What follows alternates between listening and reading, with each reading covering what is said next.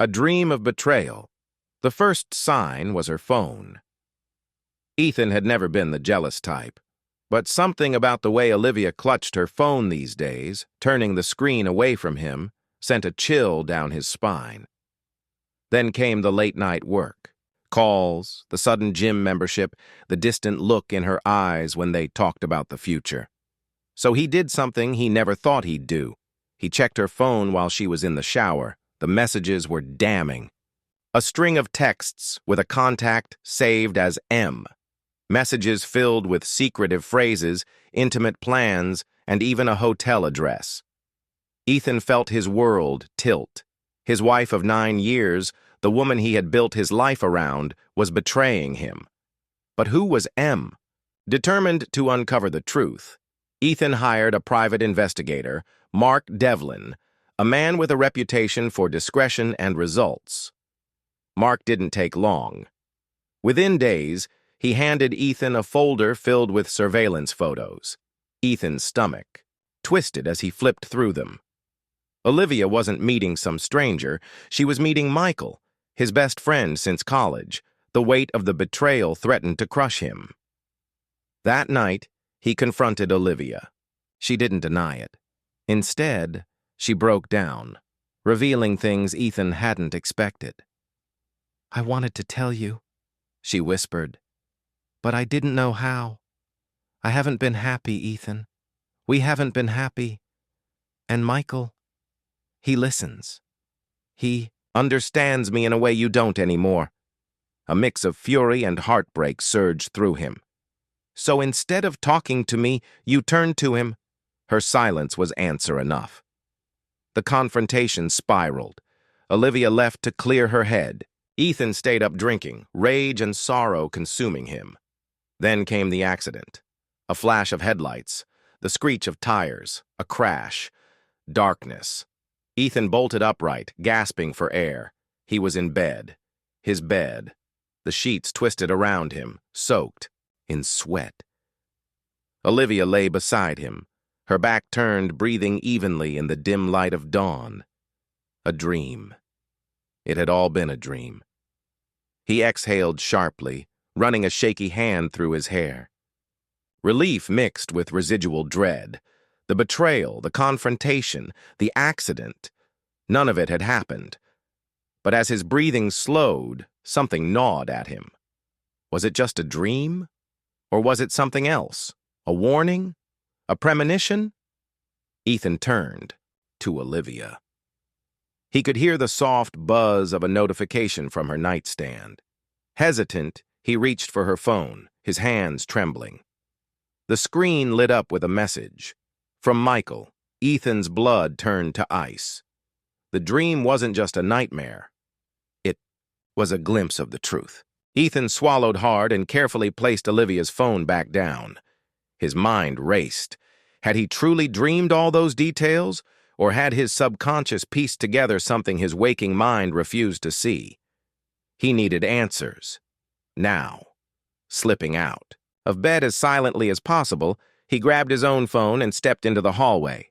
His heart pounded as he dialed Mark Devlin's number. "Devlin!" came the groggy voice on the other end. "Mark, I need you to look into something for me. Olivia and Michael, again." A pause, then a sigh. "Ethan, are you sure? We already—" "Just do it," Ethan snapped. "I need to know for certain." Mark hesitated but eventually agreed. "Fine, I'll dig deeper. Give me a day." Ethan ended the call and leaned against the wall. His hands were clammy, his mouth dry. If his dream had been a warning, he wouldn't ignore it. By the time the sun crept through the blinds, Ethan was fully awake, his mindset. He would uncover the truth, no matter what it cost him. Chapter 2, Ethan spent the entire morning pretending everything was fine. He made coffee, kissed Olivia on the cheek, and listened to her talk about work. But his mind was elsewhere, replaying the dream, the message, the sense of foreboding that refused to fade. By noon, Mark Devlin called. "You're not going to like this," he said. Ethan's stomach knotted. "Tell me." Michael's been renting a hotel suite in the city. He booked it under a fake name, but my guy traced the payments back to his credit card. And Olivia, she was seen entering last night. Ethan gripped the counter, his knuckles white. So it's real. I'm afraid so, but that's not the worst part. Ethan closed his eyes. There's more? Yeah. Someone else is watching them too. A chill ran down Ethan's spine. What do you mean? A third party, unidentified. They've been tailing Olivia and Michael for days, just like we have. I got photos of a guy lurking outside the hotel, black SUV, same one at the gym, outside your house. Whoever they are, they know what's going on, and they might be ahead of us. Ethan's pulse pounded in his ears. He had been so focused on the affair, he hadn't considered something bigger at play. I need to see those photos, he said. Already sent. Check your email. Ethan rushed to his laptop and opened the files. The images were grainy, but clear enough. Olivia and Michael entering the hotel. But in the background, barely noticeable, a man in a black hoodie watching them. The same man near Ethan's house last week. He wasn't just uncovering Olivia's betrayal. He was stepping into something much darker, and someone was watching them all. Chapter 3. Ethan's breath hitched as he zoomed in on the photos. The mysterious man in the black hoodie wasn't just watching Olivia and Michael, he was watching him too. A chill crawled down his spine as he stared at the images. In one, the man leaned against a lamppost outside Ethan's house. In another, he sat in a black SUV parked across from the hotel. The timestamp on the last image showed he had been near Ethan's office earlier that day. Someone was tracking, all of them. Ethan picked up his phone and dialed Mark Devlin again. The investigator answered on the second ring. Tell me you've got more on this guy, Mark sighed. I'm working on it. No clear ID yet, but I'm pulling security footage. From the hotel and traffic cams near your house. This isn't just about your wife's affair, Ethan. Someone else is in the game. Ethan ran a hand through his hair. What the hell does he want? That's the question. And until we figure it out, you need to be careful. Ethan exhaled, sharply. He had gone into this expecting betrayal, heartbreak, but not this. Not an unknown threat lurking in the shadows.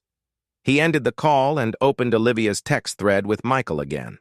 He hesitated, then typed a message. We need to talk. Tonight, face to face. No, Olivia. Michael's response came almost instantly. Why? Ethan's fingers tightened around his phone. He typed, just meet me at Langford Diner, 9 p.m. You owe me that much. A long pause, then, fine. Ethan stared at the screen, his jaw clenched. He needed answers, not just about Olivia's betrayal, but about the man in the shadows. And he had a feeling Michael knew more than he was letting on. Whatever was happening, Ethan was done playing defense. It was time to take control, to be continued. Chapter 4. Langford Diner had seen better days. The neon sign flickered erratically, casting a dull glow onto the empty parking lot. Ethan sat in a booth by the window, drumming his fingers on the table. A half-empty cup of coffee sat untouched. In front of him, Michael was late. Ethan checked his phone, 9:12 p.m. He exhaled sharply, tension coiling in his chest. The diner was nearly empty, save for an older couple in the corner and a waitress who looked like she'd rather be anywhere else. The bell above the door jingled. Michael walked in, his expression unreadable. He spotted Ethan, hesitated for a moment, then made his way over.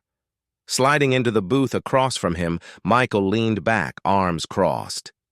This better not be about Olivia, he muttered. Ethan's eyes darkened. Oh, it's about a lot more than Olivia. Michael sighed, rubbing his temple. Look, man, Ethan cut him off. Who is he? Michael blinked. Who? The guy in the black hoodie. The one watching you, watching me. Don't tell. Me, you haven't noticed. Michael's face paled. He swallowed hard. I don't know what you're talking about. Ethan studied him. The hesitation, the flicker of fear in his eyes. Michael was lying. "Cut the bullshit," Ethan said. "I have photos. He's been following you and Olivia, and now he's watching me too." Michael shifted uncomfortably, glancing toward the door. "This was a mistake. I shouldn't have come." Ethan reached across the table, grabbing Michael's wrist before he could get up. "Sit down," he ordered, voice low and cold. "You know something. Tell me." Michael hesitated, his breathing uneven. Finally, he whispered, "You don't want to get involved in this, Ethan." Ethan clenched his jaw. "I'm already involved." Michael exhaled shakily. "All right, fine. But if I tell you, you have to promise me one thing." Ethan narrowed his eyes. "What?" Michael leaned forward, voice barely above a whisper. "You have to be ready to run." Ethan felt a chill creep down his spine.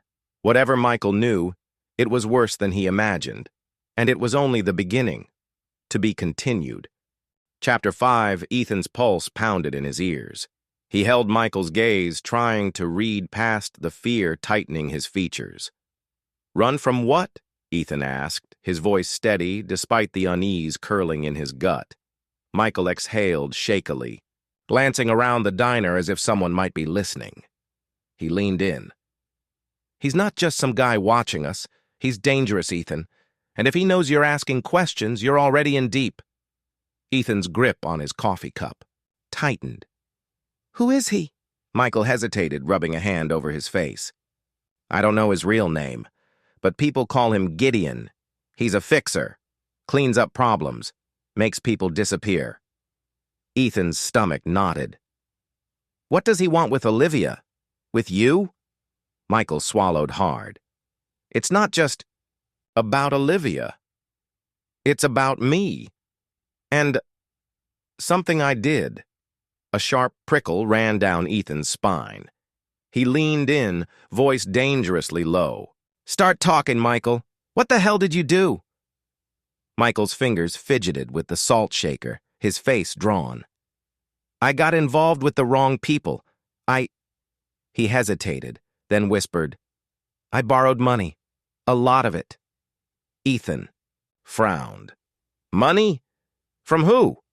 Michael exhaled. "A private lender, but not the legal kind. The kind that expects payment in full. No delays, no excuses." Ethan's stomach dropped. "How much?" Michael's voice was barely audible. 200 grand. Ethan stiffened. "Jesus Christ, Michael." Michael ran a hand through his hair, looking away. "I was desperate. I thought I could flip it fast, invest it, double it. But the deal fell apart. I couldn't pay them back." Ethan's mind reeled. "And now Gideon is after you?" Michael nodded slowly. "Yeah, and he's been watching Olivia because..." He hesitated, dread flickering in his eyes. "Because I think they want leverage." Ethan's stomach twisted. "Leverage," he repeated. "You're saying Olivia's in danger?" Michael's throat bobbed as he swallowed. "I don't know. But if they think I care about her, they might use her to get to me." Ethan's fists clenched. "Then why the hell did you drag her into this?" Michael's face twisted with guilt. "I never meant to. The affair, it wasn't about the money, it just happened." He shook his head. "But now it's bigger than that. They're watching us, Ethan. They're watching you." Ethan's mind raced. This wasn't just about Olivia's betrayal anymore. This was something deeper, something lethal. He inhaled sharply. "How do we stop this?" Michael swallowed hard. "I don't know. But if Gideon's watching, it means we don't have much time." Ethan's jaw tightened. His life had already unraveled once. He wasn't about to let it happen again. He had to get ahead of Gideon. He had to protect Olivia, whether she deserved it or not, and most of all, he had to survive, to be continued. Chapter 6.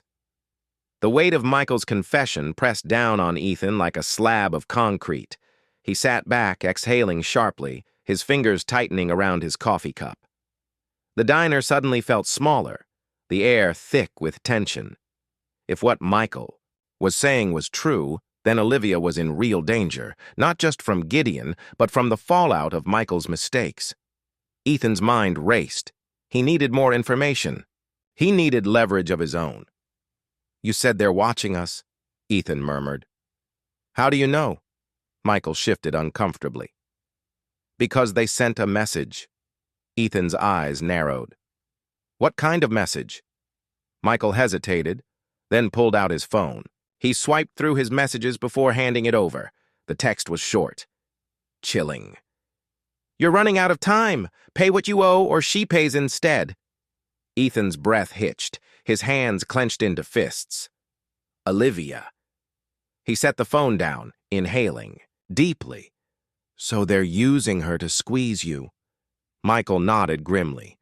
"They think I care about her. That makes her valuable."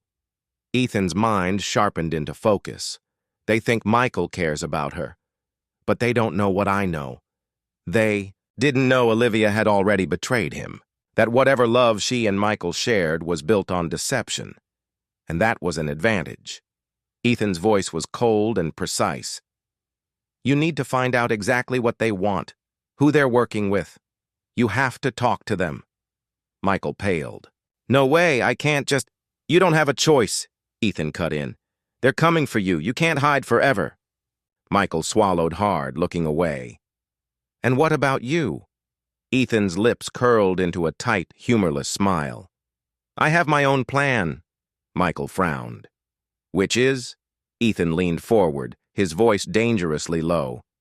"If Gideon wants leverage, we give him the wrong kind." Michael's brow furrowed. "What are you saying?" Ethan's jaw tightened. "We make them think Olivia isn't worth using against you. We turn the game around." Michael's expression darkened. "And how the hell do we do that?" Ethan exhaled, his mind already forming the pieces of a plan. "We break the illusion." Later. That night, Ethan stood in the darkness outside his home, watching the windows glow with the warmth of interior light. Olivia was inside, moving through the kitchen, unaware of the storm brewing around her. He had spent years trusting her, believing in their marriage. Now she was a pawn in a game she didn't even realize she was playing. His phone buzzed. A message from Mark Devlin.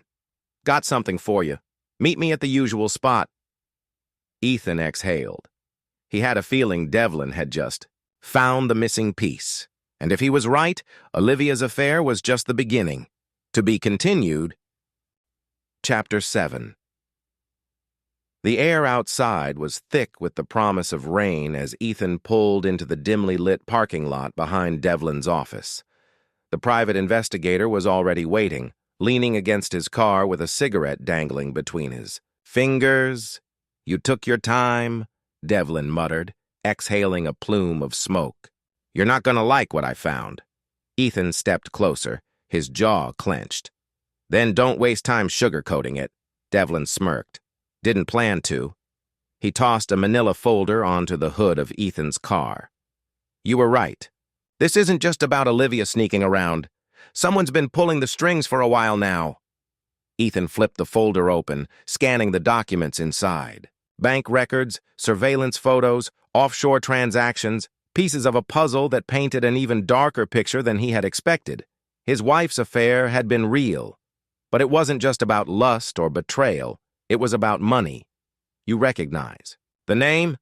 Devlin tapped a page. Ethan's blood ran cold. Vincent Crow. Crow was a ghost, a financial puppeteer who only appeared in whispers. Connected to laundering, extortion, and corporate sabotage. A man who only surfaced when something was about to collapse. "What does Crow have to do with Olivia?" Ethan asked, his voice sharp. Devlin took another drag of his cigarette. "Looks like your wife's been making some very risky financial moves, moving money between shell accounts, and guess who those accounts are tied to?" Ethan's grip on the folder tightened. "Michael. She's in deeper than she realizes," Devlin continued. "This isn't just about her screwing your best friend. It's about something much bigger, and if Crow's involved..." Ethan's mind sharpened into focus. This wasn't just an affair. Olivia was tangled in something she couldn't escape, or, worse, she knew exactly what she was doing. He closed the folder, his face unreadable. Where's Michael now? Devlin checked his phone. At his apartment. But he's not alone. Ethan raised an eyebrow. Devlin handed over his phone, showing a live surveillance feed. Michael was arguing with a man in a dark suit, someone Ethan didn't recognize. But the tension in the room was clear. Who is that? Ethan asked. Devlin exhaled. Gideon's second in command. If he's there, Michael is out of time.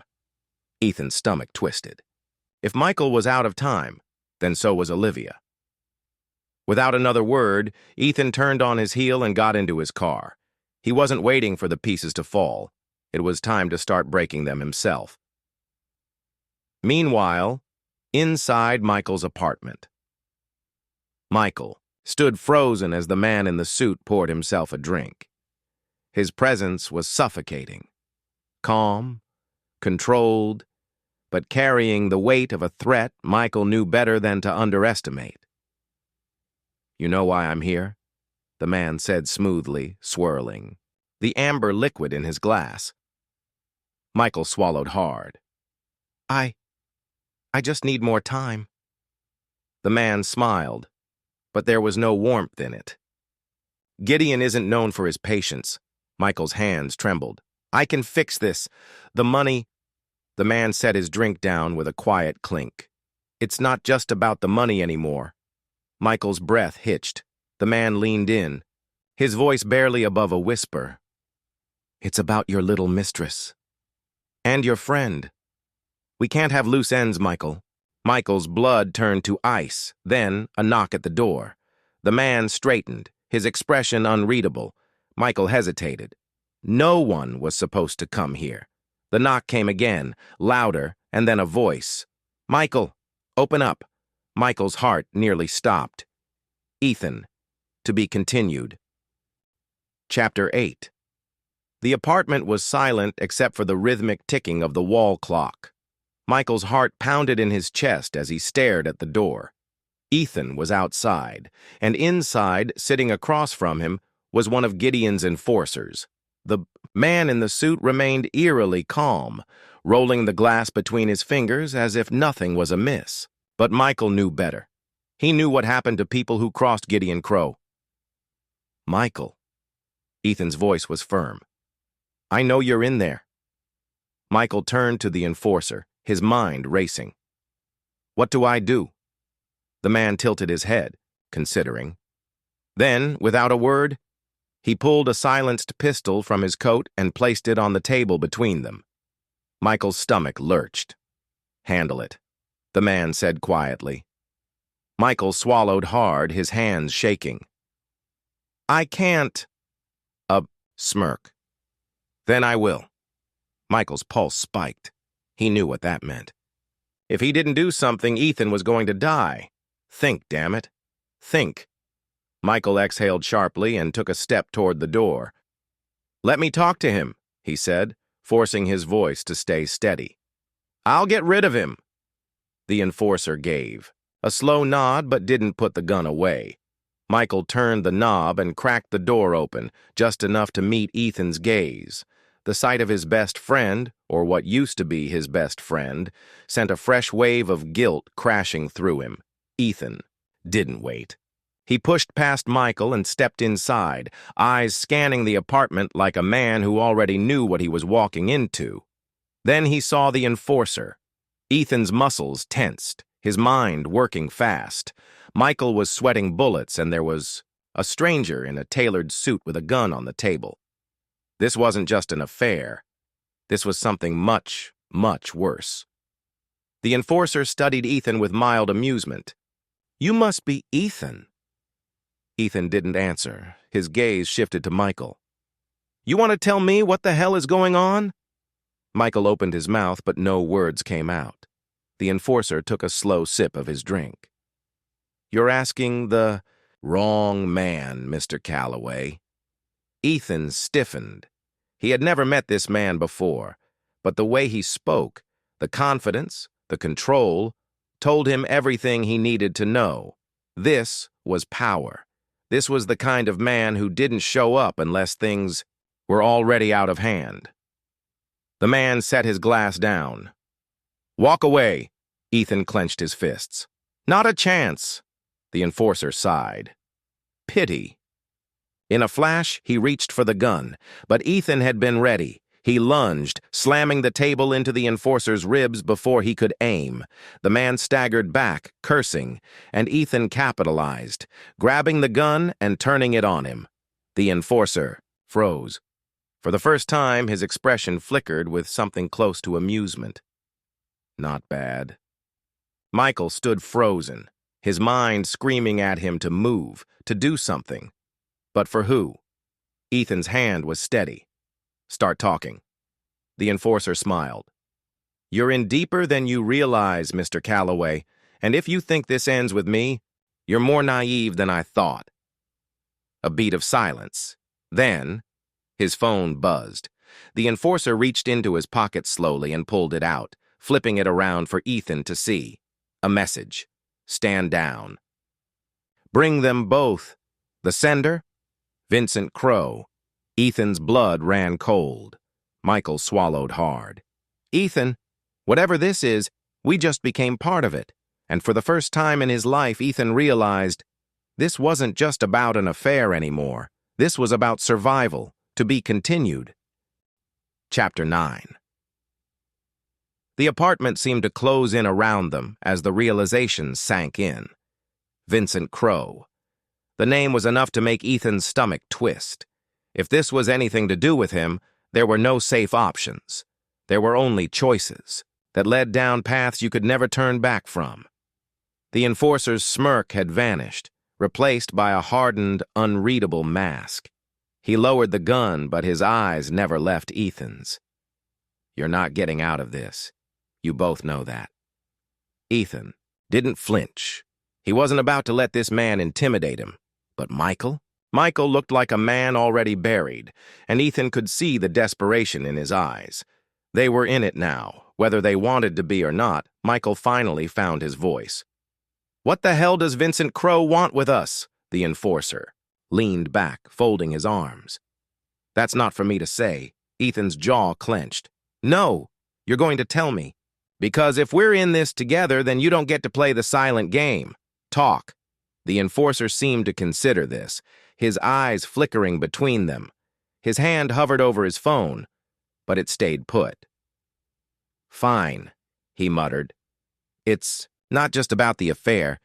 Crowe's been watching you both for a while. Michael, your little, complications with Gideon's organization didn't go unnoticed." Ethan's eyes shot to Michael. His confusion was palpable, but the weight of the situation seemed to add up now. Michael's dealings, the late-night calls, the people he'd been associating with. He was in something far deeper than he had ever let on. The enforcer continued, as if reading Ethan's thoughts. "And as for you, Mr. Calloway, Vincent Crowe likes to make sure everything's in its place. He saw an opportunity to use you." "Use us?" Ethan scoffed. "You've got to be kidding me. You're telling me this is some kind of business. Deal? You send a thug to my door to drag us into something we have no part in?" The enforcer's lips curled into a grin. "That's where you're wrong. You're already part of it. And the only way out is... well, there is no way out. Not if you want to live." Michael stepped forward, voice trembling. "What does he want with us?" The enforcer eyed him coolly. "The Crows always have a way of making people disappear. You two..." His phone buzzed again. This time, the enforcer didn't hesitate. He glanced at the screen, then at Michael, and Ethan, his face now a mixture of grim amusement and cold determination. "It's time." Without another word, he stood, straightening his suit. "We're going for a drive." Michael's stomach twisted. He knew what that meant. This wasn't some simple meeting. This was a trap. A one-way ticket into a world they'd never even dreamed of. Ethan held the gun steady. "You move. We move. No sudden moves." The enforcer raised his hand slightly, signaling compliance. I don't need the gun, Mr. Calloway. But by all means, hold on to it. It won't matter. The words landed like a heavy blow, the weight of them sinking in. This wasn't about intimidation anymore. This was about power.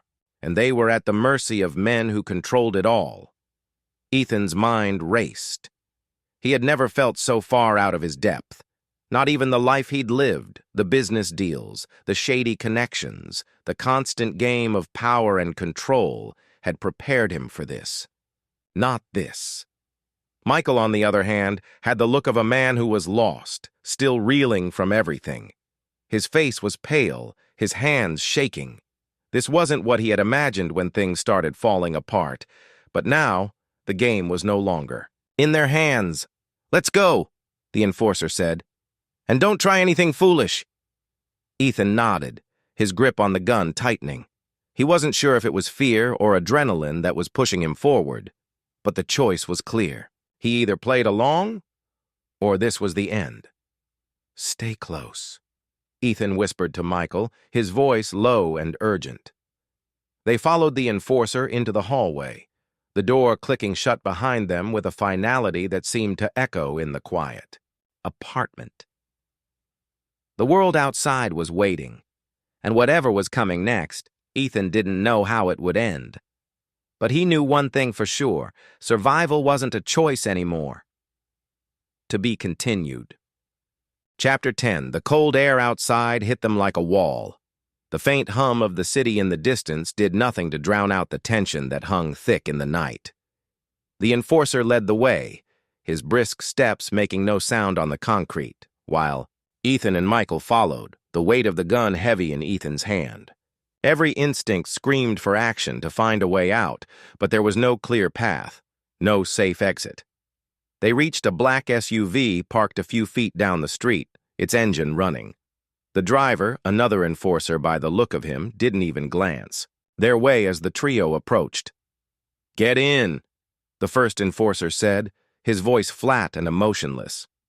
Ethan shot a glance at Michael, his best friend's face pale under the streetlights. Michael looked like a man already broken, his eyes far away, lost in the chaos of it all. "Michael," Ethan whispered, keeping his voice low, "we can still figure something out. We need to stick together. We get through this, you hear me?" Michael nodded, though the fear in his eyes said otherwise. They both knew they were already in. Too deep. They weren't getting out of this easily. The door to the SUV swung open. Ethan hesitated before sliding in, his eyes scanning the dark streets as the enforcer took the passenger seat. Michael followed him, but not without casting one last desperate look back at the apartment, as if hoping for a miracle. The SUV lurched forward, its tires scraping against the pavement as it sped down the street. Ethan's heart pounded in his chest. The silence in the vehicle was suffocating, broken only by the sound of the engine. The enforcer in the front seat was unmoved, his hands folded in his lap, his eyes fixed on the rearview mirror. "Where are we going?" Ethan asked, his voice sharper than he intended. He wasn't sure if he was trying to take control of the situation or if he was just trying to make sense of the chaos. The enforcer didn't look back, but he didn't need to. "You'll find out soon enough." Ethan's grip on the gun tightened. He didn't trust this man, couldn't trust him. They were just pawns in a game they didn't understand, and that realization gnawed at him like a dark, creeping doubt. Michael leaned forward, his voice barely above a whisper. "Ethan, what are we going to do?" Ethan didn't answer at first. He didn't have a plan. All he could think about was getting through this night, surviving. That was all he could focus on now.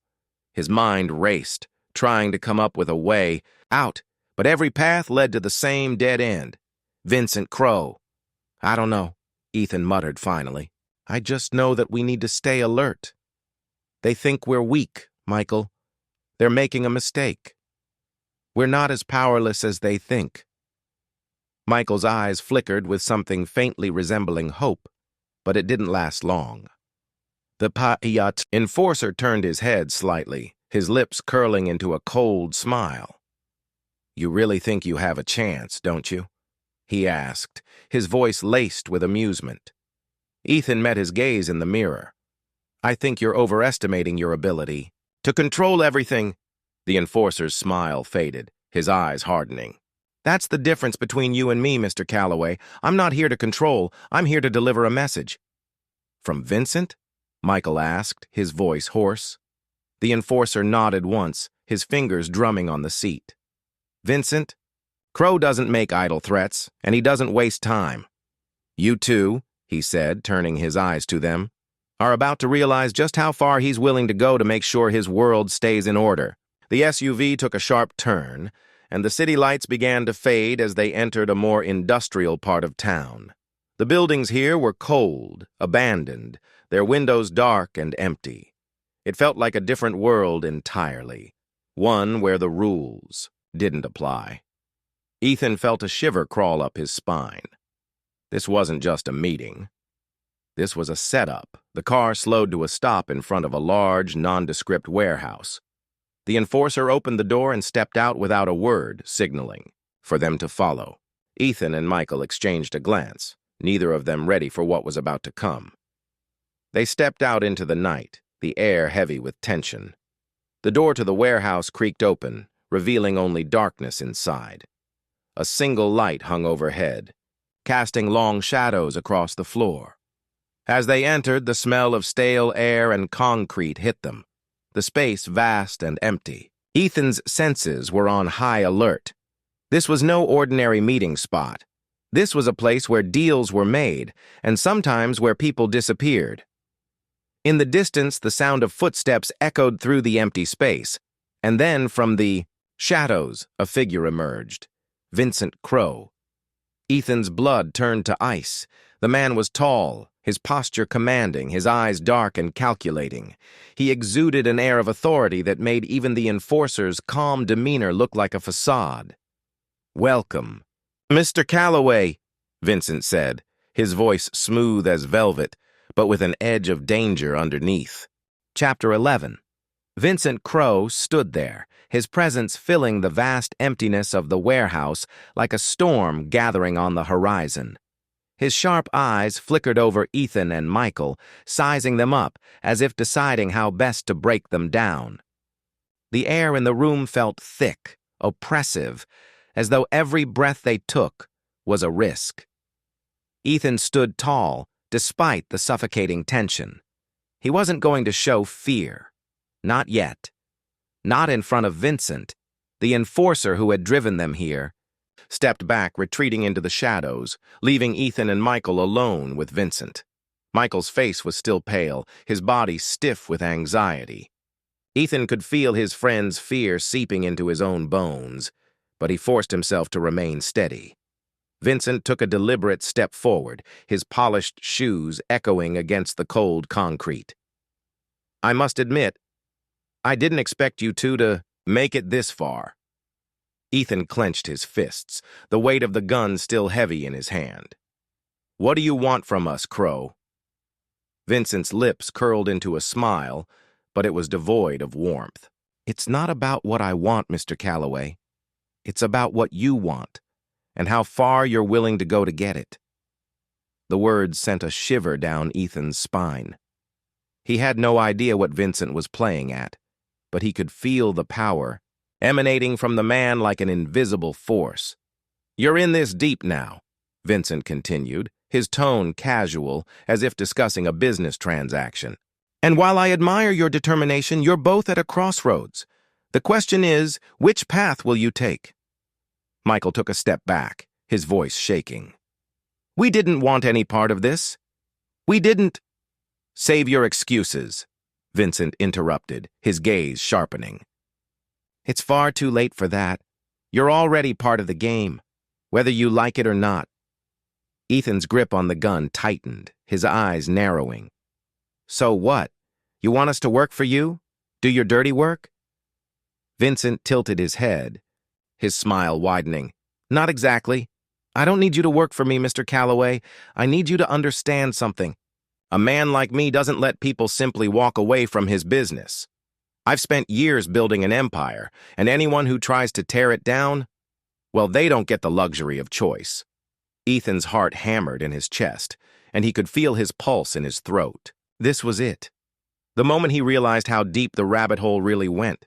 It wasn't just about an affair or a betrayal anymore.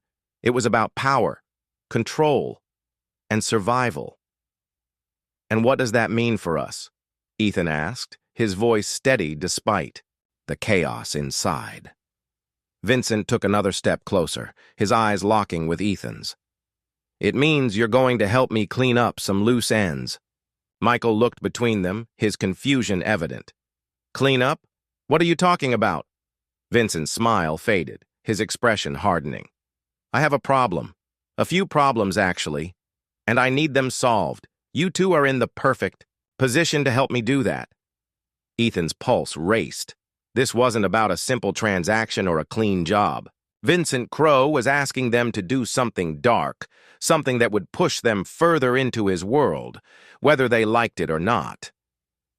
Vincent moved toward the back of the warehouse, motioning for Ethan and Michael to follow. The shadows around them seemed to deepen as they stepped forward, the sound of their footsteps echoing off the walls. "I'm sure you've heard of Gideon Crowe," Vincent said, his voice soft, almost casual. Ethan's stomach dropped. He had. Everyone had. Gideon Crowe, Vincent's older brother, was a name that carried weight, a legacy of crime and corruption that spanned decades. He was a man whose influence reached every corner of the city and beyond. "He's not who you think he is," Vincent continued, his tone suddenly cold. "My brother has his fingers in too many pies, and I'm done letting him operate unchecked. But there's a problem. He's not going to let go of what's his without a fight." Ethan felt a chill run down his spine. "What does this have to do with us?" Vincent stopped and turned to face them, his eyes glinting with something dangerous. "I need you to take him out. I need you to end this." The words hit Ethan like a blow to the chest. This wasn't just some vague request. Vincent was asking them to kill his own brother. Michael staggered back, his face pale. "You... what? You want us to—" "I want you to end Gideon Crowe," Vincent repeated, his voice now cold and commanding. "It's the only way this all ends. You want to survive, don't you? Then you'll do this. And in return, I'll make sure your debts are paid. I'll make sure you both walk away." Ethan was reeling. He had known he was deep in a mess. But this was beyond anything he had ever imagined. Killing someone, let alone Gideon Crowe? But then, something in Vincent's eyes told him there was no choice, no escape. "Do we have a deal?" Vincent's voice was smooth, but there was an edge to it now, a warning. Chapter 12. The air felt thick as Ethan and Michael stood in the shadow of the warehouse, the enormity of their decision still settling over them like a heavy fog. They had agreed to murder someone, to take a life, and not just any life. Gideon Crowe's. Vincent's words still echoed in Ethan's mind, replaying over and over like a twisted loop. "Take him out! End this! Then you'll be free!" Free? How could he even begin to grasp what freedom meant in a world like this? A world where choices didn't exist, where survival was the only currency. As they walked back to the SUV, Ethan could feel the weight of the gun pressing against his side, a constant reminder of the path they were now on. Michael walked beside him, his movements stiff, like a man walking toward his own execution. The enforcer who had driven them here was silent as they got back in the car, his face impassive as he started the engine and pulled away from the warehouse. There was no conversation, no reassurances, just the hum of the engine and the haunting realization that there was no turning back. Ethan couldn't help but glance at Michael. His best friend's face was pale, his jaw clenched tight, but it was the emptiness in his eyes that troubled Ethan the most. Michael was breaking, and Ethan didn't know if he could hold it together long enough to get them both out of this alive. "You okay?" Ethan asked, his voice barely a whisper. Michael didn't answer at first, his gaze fixed on the dark road ahead. Finally, he spoke, his voice low and shaky. You heard him, Ethan. We don't have a choice. No, Ethan replied quietly. We don't.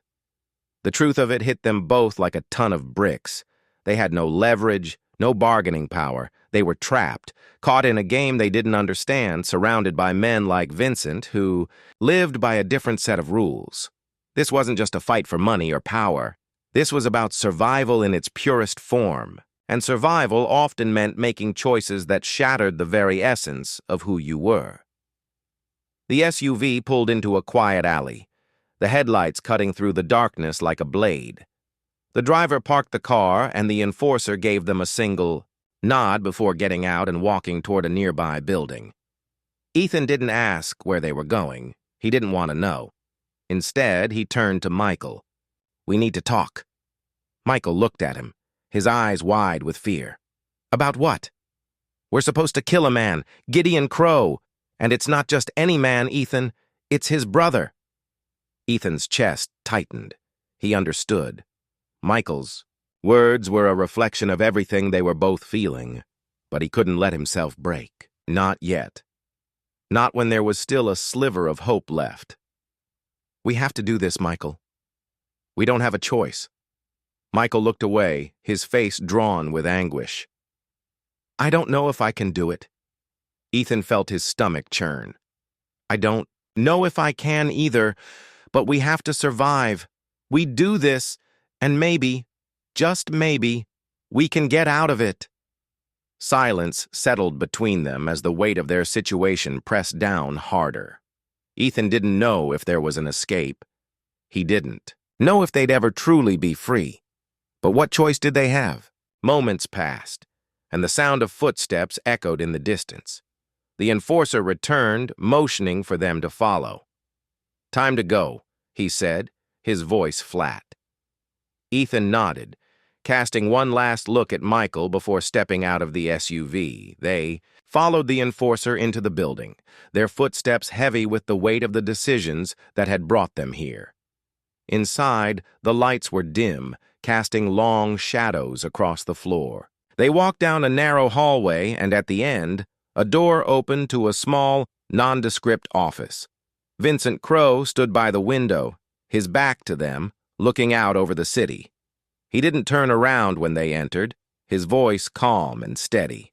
You, too, have a lot of work ahead of you. Ethan and Michael exchanged a glance, but neither said a word. The air in the room was thick with anticipation, the kind that made every breath feel like an effort. Vincent didn't waste time. I've arranged everything, he continued, his voice smooth, almost too calm. You'll get your chance to take Gideon down, but be warned, he's not an easy target. He's smart, ruthless, and always 10 steps ahead of anyone who tries to cross him. Ethan felt the hairs on the back of his neck rise. How do you know we can pull this off? Vincent turned slowly, his eyes cold and calculating. Because I've seen what you're both capable of.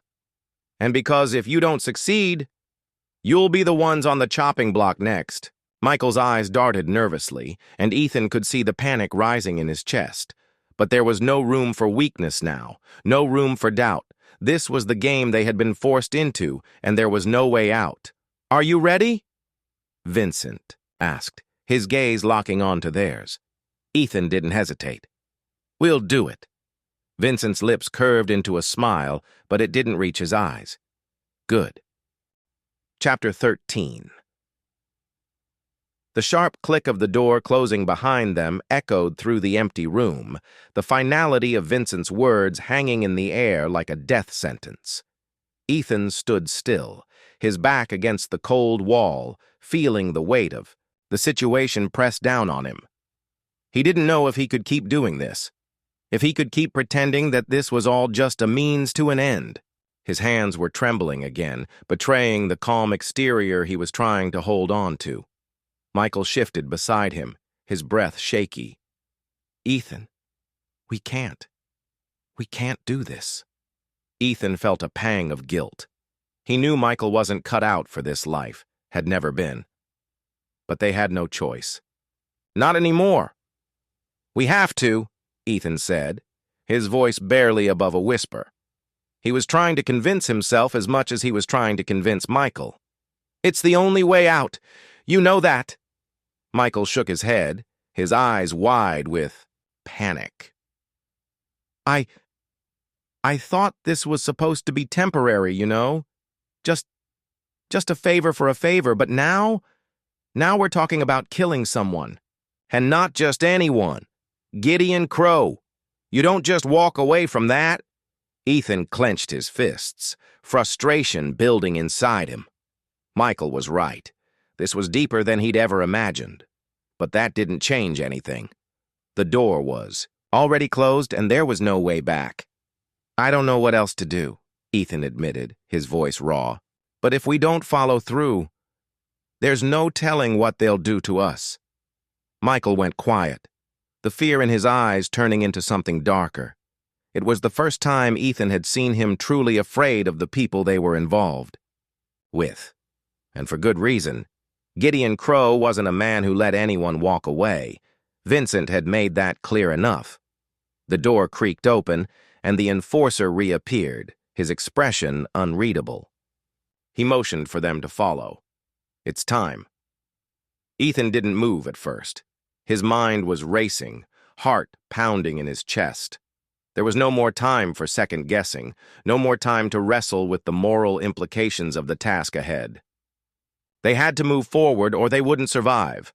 "Let's go," Ethan said, finally finding his resolve. The enforcer led them down a series of narrow hallways, his boots tapping softly against the floor. The tension in the air was palpable. There was no conversation as they walked. Only the sound of their footsteps and the weight of the situation pressing down on them with every step. They reached a door at the end of the corridor, and the enforcer pushed it open, revealing a dimly lit room. A large table sat in the center, surrounded by several men in suits, members of Gideon's inner circle. Vincent stood at the head of the table, his cold eyes scanning them as they entered. His expression was unreadable, but Ethan could feel the weight of his gaze, as though every move they made was being watched with a level of scrutiny that could break them. "Take a seat," Vincent said, his voice smooth, controlled. "We have a plan to discuss." Ethan and Michael exchanged a glance before sitting down at the table. The enforcer took his place near the door, his arms crossed, eyes never leaving them. Vincent nodded to one of the men at the table, who pulled up a large map and spread it out across the surface. "We've learned more about Gideon's schedule," Vincent said, his tone calm but with an edge of finality. "He'll be at an event tomorrow night, a private affair. That's your window." Ethan's mind raced as he looked over the map. The location was unfamiliar to him, an exclusive club on the outskirts of the city. Security would be tight, but it was a place Gideon frequented when he wanted to remain out of the public eye. This was their chance. But it still didn't sit right with him. "You think we can get to him?" Michael asked, his voice small, unsure. Vincent's lips curled into a small, predatory smile. "You don't need to worry about getting to him. We've arranged everything. You'll be in and out before anyone even notices." Ethan wanted to ask how, wanted to demand more details. But the truth was, they were being pulled deeper into a game they didn't understand. There was no room for hesitation now. If they backed out, they'd become targets themselves. One of the other men slid a file across the table.